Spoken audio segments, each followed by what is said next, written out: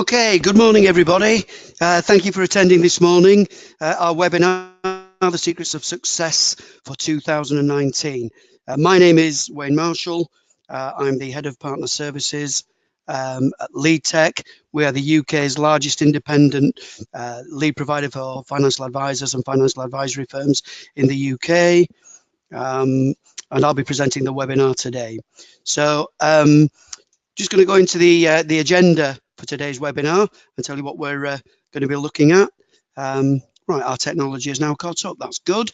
Okay, so moving on. Yeah, looking at the agenda for today, we're going to be talking about some of the challenges facing financial advisors, in particular in relation to trying to grow your business and to get more clients, get more funds under management, etc. We're going to be looking at how to get in front of more prospective clients. We're going to be looking at the importance of having the right contact strategy when dealing with new opportunities, and also how you can use data and insights to improve and get better results. And then at the end of that, we'll do a question and answer session, and a copy of the webinar, the slide deck, and some additional resources we'll send to you following the event. Okay, so just to kick off then, some of the challenges facing financial advisors. These are not all challenges facing all financial advisors, otherwise we'd be here for an awful long time. These are in relation to trying to grow your business, trying to have more opportunity to get in front of prospective clients. And as it says there, that's probably the key thing in our conversations that we have with lots of financial advisors all over the UK. Getting in front of new prospective clients is quite a challenge for all sorts of reasons. In conversations that we have through our training academy sessions here at LeadTech, what we find is quite often what comes out is there are issues around initial engagement and building rapport. So in simple terms, that means that advisors are very good at advising and giving advice and doing the right thing for the clients. What they quite often find is the soft selling skills required right at the beginning of that process is sometimes a challenge for them. Making marketing budgets work. Lots of advisors and advisory firms embark on different types of marketing campaigns, and they get very frustrated and challenged when the results from those campaigns are disappointing or don't give them the sort of return on investment they were expecting. So that is a very common conversation we have with advisors that we work with. And just this sort of age-old problem of being time poor. You've got, regardless of anything else you're trying to do, you've got your day job, you've got your business as usual, your existing client visits and appointments and admin and paperwork and everything that goes with it. So getting the time to be able to run effective campaigns to generate more prospective clients can be a big challenge. All right, so those are the challenges. What we're going to look at first is this piece around getting in front of prospective clients. It's fairly obvious and self-evident that the more people that you speak to, it's likely that your appointment numbers will be higher. And the more appointments that you make, or the more people you get in front of, the more opportunities that you'd have to convert. And in order to get more clients, hopefully profitable, in order to get more clients, you're going to need a consistent supply of new client introductions. Nothing unusual there, or nothing rocket science about that. And in terms of what's going on currently, when we speak to, or when I speak to advisors and advisory firms, the traditional techniques that are used by financial advisors, seminars, organising seminars, getting people to come and listen to what you've got to say, referrals, for as long as I can remember, over many years, it's drummed into advisors, certainly at academy stage or training school, training college stage, that the lifeblood of the business is referrals. A little bit easier said than done, in my experience. If somebody's good at getting referrals, that's terrific, but quite often it's difficult. And networking events, I guess we've all attended lots of these networking events into some kind of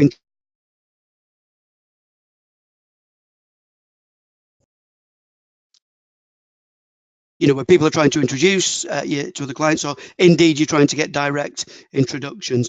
And absolutely fine, nothing wrong with any of that good stuff. The traditional methods are still really useful, but I think it's important for you to realise these days that people are finding services in different ways, particularly online. And the difficulty with financial advice is people aren't sure which advisors or firms they can and can't trust. And if you look at the statistics on the slide, I think it shows just how important it is to make sure that your financial advice business is available and easily searchable online.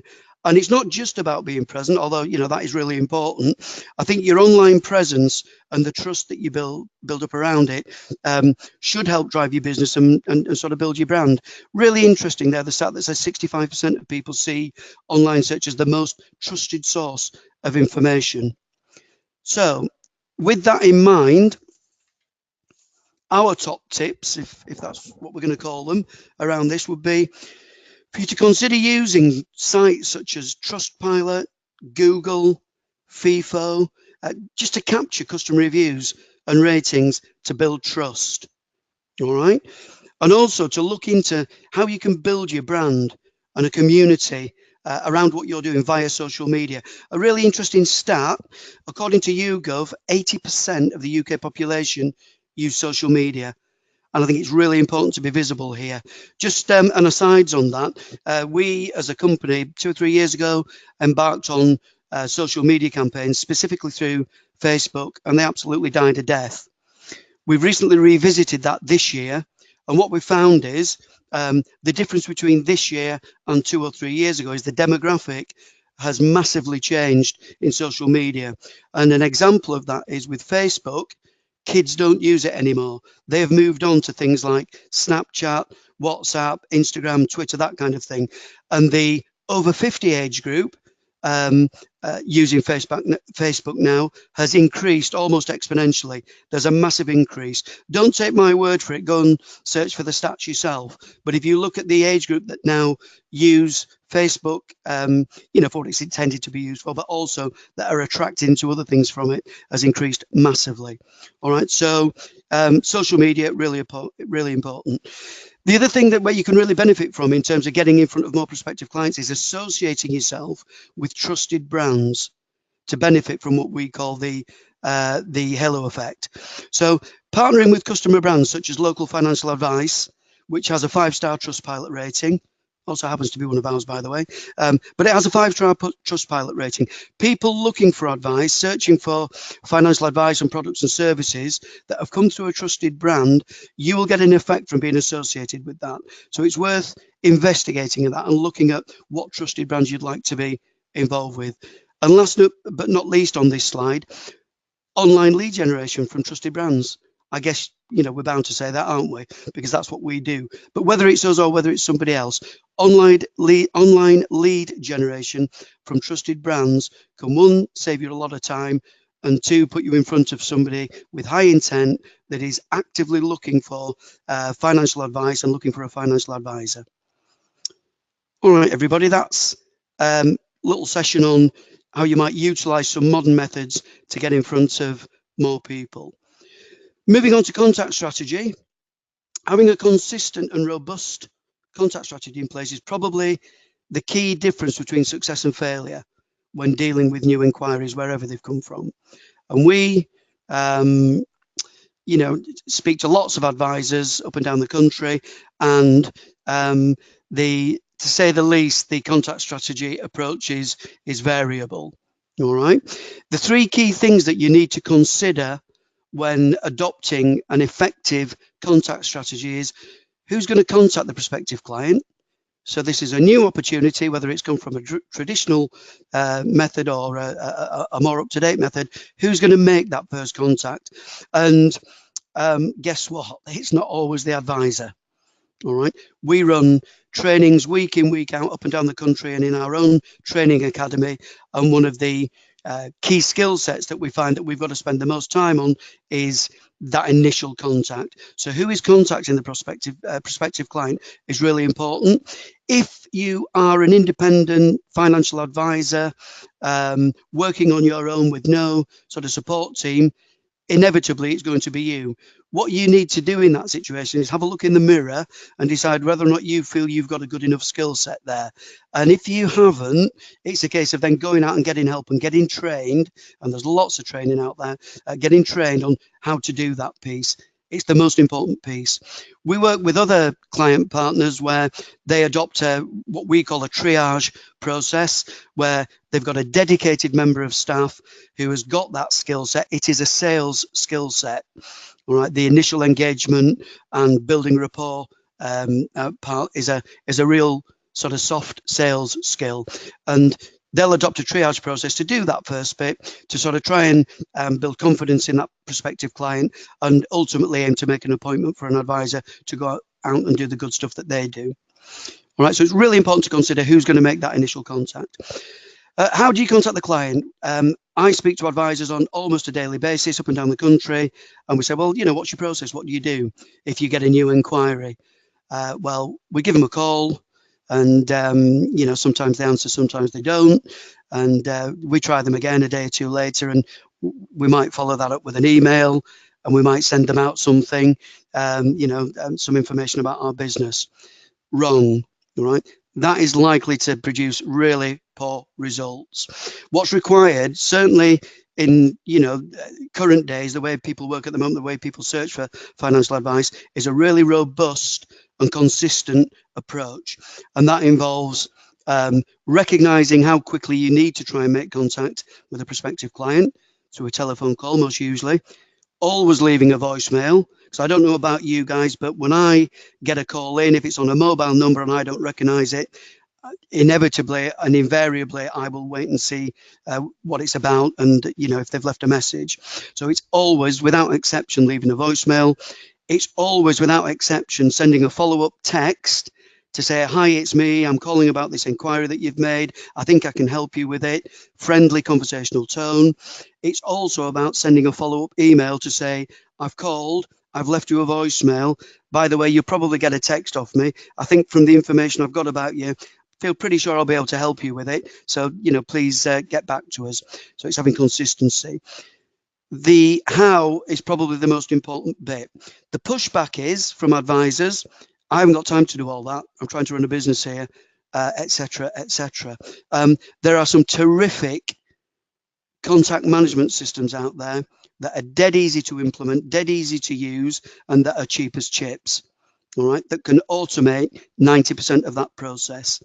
All right, you will need to make the call, or your appointed member of staff will need to make the call, all right, initially to the prospective client, but the text, email, scheduling of the next call to follow up can be automated through some really good contact management systems. I'm not going to go into the details of who they are, but there are several out there, and if anybody wants more information on that, you've got the contact details at the end of this presentation. Yeah, you can get in touch and I'll happily point you in the right direction.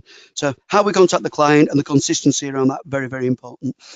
What are you saying to the client? We, through our trainings that we do in-house here at our training academy, we establish and find out very, very often that the messages sometimes are confused in terms of what we're saying.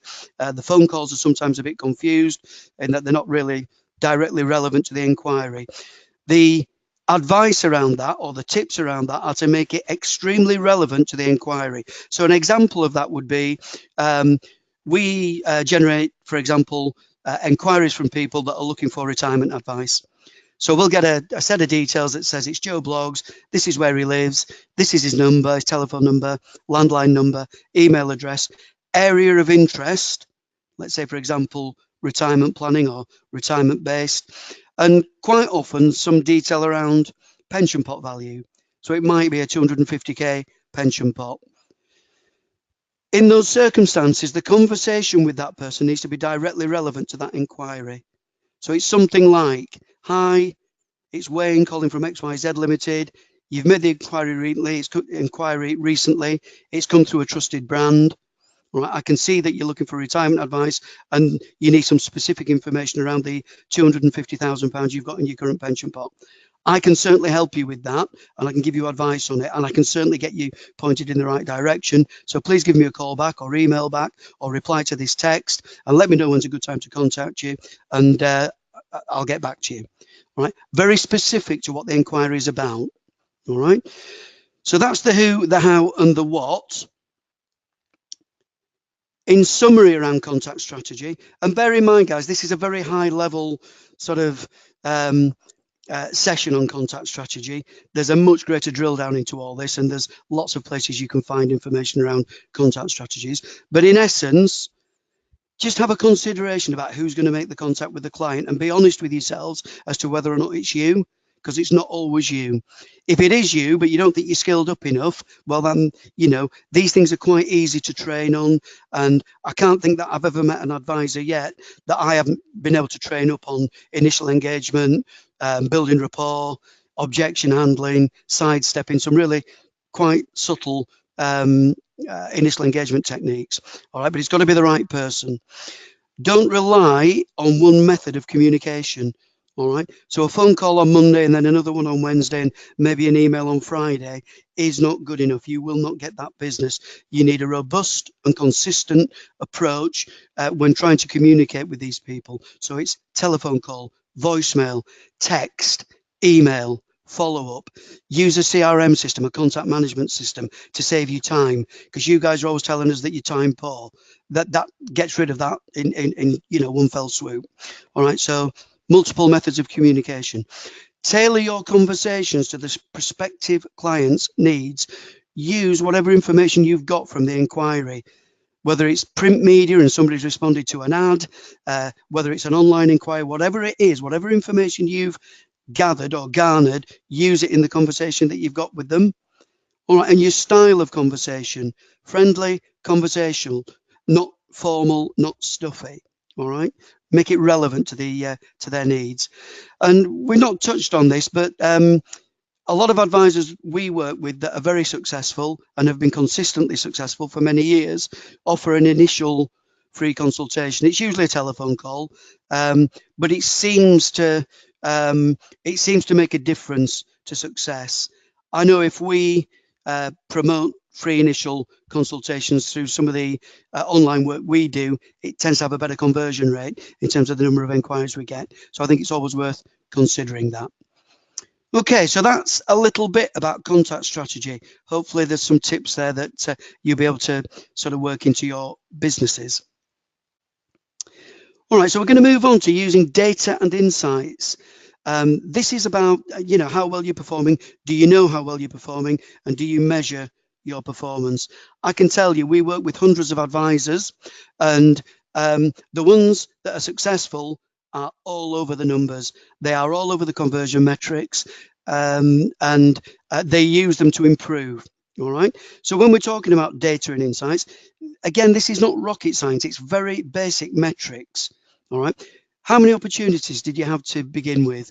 How many contacts from those opportunities did you make? How many appointments did you book from those contacts that you made? And how many clients converted to business? If you do nothing else but understand those metrics, you will identify maybe where you could improve, and subsequently you will increase the amount of business that you get.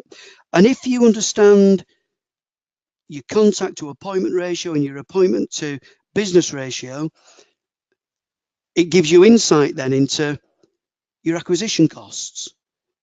You can start to factor in the lifetime value of your client. That will in turn give you an understanding of what your return on investment is. And the whole piece gives you a good insight into where you can be better at each stage of the journey.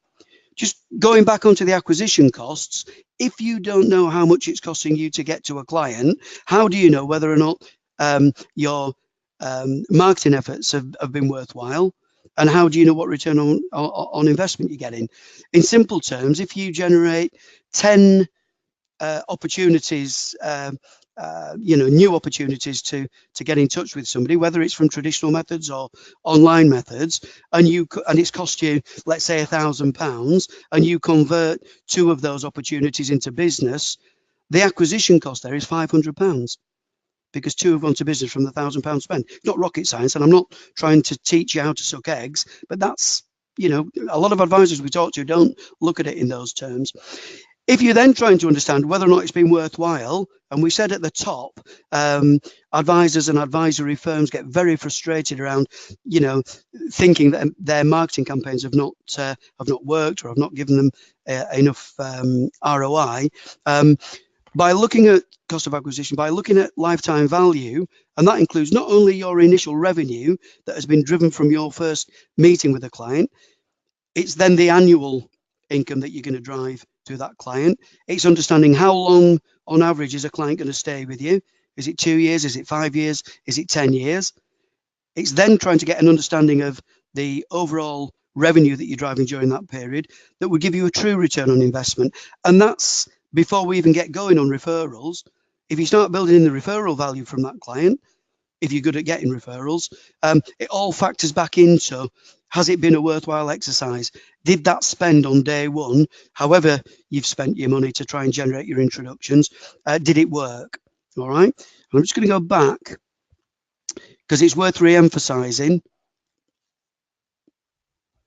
Very simply, if you understand your original number of opportunities, the original number of contacts you made from those opportunities, the appointments that you booked and what converted, you will be a step in front of most of the people that we talk to. I can tell you. All right. So, so data and insights can give you big improvements in performance, which ultimately leads to greater revenue, greater income opportunity. So, in summary, guys. What we're saying is to get more success in 2019, you owe it to yourselves to ensure that you've got a consistent supply of client introductions using absolutely traditional techniques and methods, but also considering new methods that will save time and money. Have a really consistent contact strategy to ensure success. That's probably the single most important thing. If that contact strategy is not right, you will not have success. It's as simple as that.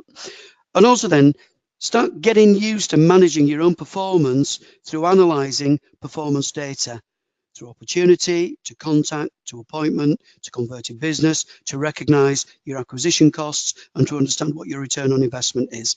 All right. Doing that, we've seen it time and time again with the people that we work with, partners that we work with over the years. They all manage their data in a big way, and it's led to big improvements in terms of their success. Just a little bit about us. I guess this is the sales pitch, if ever there was one. Lead Tech, we've been around a long time. We've been doing it for 10 years. We know what we're doing. We know how to make it successful for advisors. We provide consistent supplies of high quality leads. We run a dedicated partner success program to make sure that people that work with us do succeed. Incorporated into that is free advisor training. We train on site in our training academy, but also out in the field with companies up and down the country. Our processes are compliant. There's a lot around compliance at the moment. All of us had GDPR earlier on in the year. We've never been, for want of a better expression, knocked back by any company over compliance, and we work with some of the big boys, as well as a wide range of other advisors around the country. So I've never been knocked back on compliance. We're very compliant. We take it seriously, and all this is supported by a really good in-house digital marketing team, customer experience team, data insights. All that knowledge that's been gained over the last 10 years is there to support all the things that I've just mentioned. And just some interesting stats for those that are interested. We generate over 1 million visitors to our customer sites each year. We generate over 100,000 opportunities or inquiries from people that are actively looking for financial advice. Our top performing partners report back at least 4 times return on investment. It's that and beyond. And conversion rates generally around about 25%. We've got advisors that perform way over that, but I think 25% would be a fair conversion rate for our partners that perform quite well. So 1 in 4. So hopefully that's of interest. That's it, guys. I hope you found it interesting. If you've got any questions, we've got 5 minutes for questions now. You can use the little box on your screen to type in the question, and I'll happily answer them. If we don't get to your question, please submit it through anyway. You can either email it in or get in touch with us, and we'll happily discuss any queries or challenges or questions that you might have. Just seeing that we've got a question coming now from somebody called James, who is down in Bristol. You mentioned training a few times. What sort of training is actually available for advisors? We train on-site, off-site, and it's usually around initial engagement and contact strategy. The drill down on that is how to set up an effective contact strategy utilizing CRM or contact management systems. The soft selling skills are around initial engagement, objection handling, building rapport, tone, style, conversational techniques, all that good stuff. All right, James, so hopefully that answers the question. Just got another one coming through now. This is from Deborah. Thanks for the question, Deborah.